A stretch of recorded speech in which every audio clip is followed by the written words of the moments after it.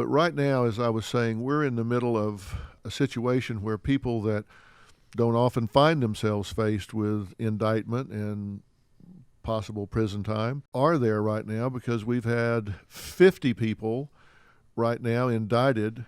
That's right. By the federal government for scamming universities, bribery, money laundering, an assortment of crimes. And I think some of them are really in denial. And when you first got charged, you think that you were in the same situation, that you were in denial at the same time, correct? When I learned that I was in trouble, I said, this is not a big deal. They're going to see that I didn't have bad intent, that I was clearly swept into this, and they're going to see that I'm a student athlete from USC, and I had hundreds of clients who loved me, and I never had a problem before. So as a result of that flawed thinking and spinning lies to lawyers, then later lying to the FBI because I did not want them to perceive me as a criminal, I had lied and made matters measurably worse. So denial took years off of my life and led to a longer prison sentence. I want to break that down a little bit. So you got charged, and at the time, had you admitted to yourself that you had done wrong, or were you deluding yourself? I was deluding myself. In fact, I've trained new agents at the FBI Academy in Quantico, Virginia, and when the FBI agent that arrested me introduced me to the agents, he said, before I spoke, had Justin been honest with us when we interviewed him, we would not have pursued prosecution. Think about how different my life is as a result of my unwillingness to accept responsibility in front of two FBI agents because of shame, denial, living like the ostrich with my head buried. So yes, my life is forever changed because I couldn't step up and say, I made some bad decisions and I regret them. So he said if you had been honest, they wouldn't have prosecuted you? Think about that. I talk a lot about post-defense conduct in this Varsity Blues college cheating case. We've got to pay attention to post-defense conduct, what defendants are doing between indictment and a potential trial or sentencing hearing. It is a big deal, the record they need to begin to create as a law-abiding citizen, because the government is judging them for some bad decisions they made. They've got to work to change that narrative.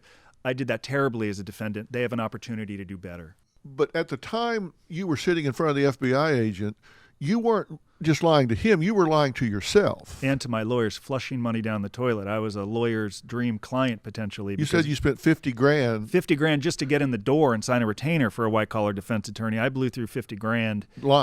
Lying immediately. I didn't want to own and acknowledge my criminal conduct. As I wrote in Lessons from Prison, I needed someone like me to drop a bucket of cold ice on my head and maybe throw a right punch and say, get it together, bud. I didn't have that. You said that you then got a criminal lawyer. I did. You were talking about taking a polygraph, and this lawyer said, look, do not lie. You cannot beat this polygraph. Do not kid yourself. Do not go in there and try to lie. And you studied countermeasures. Not only, before I studied countermeasures, I told my lawyer, I said, I'm insulted. I'm innocent. I've done nothing wrong. I'm being swept into this.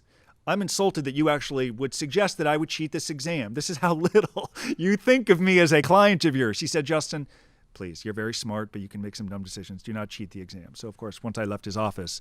You then went to the internet, started downloading. I still have the receipt, Dr. Phil. $350. I bought a lie detector test, and I studied very aggressively for several days, studying to beat that exam and mastering all of the techniques. All the countermeasures, everything from attacking the shoe to tightening your muscles and the tush, everything. And you got in there and failed miserably. The lie detector test is presided by a former FBI agent. I did it at the office in San Francisco. And I sat for the test, and I squeezed my innards when appropriate, pinched the toe when I was supposed to, and I thought, I have this. Like, I'll be back on the golf course in 2 days. This is great. Then the results came back, and my lawyer asked the FBI agent to leave, and then they said with greater than 99.99% I had failed the exam.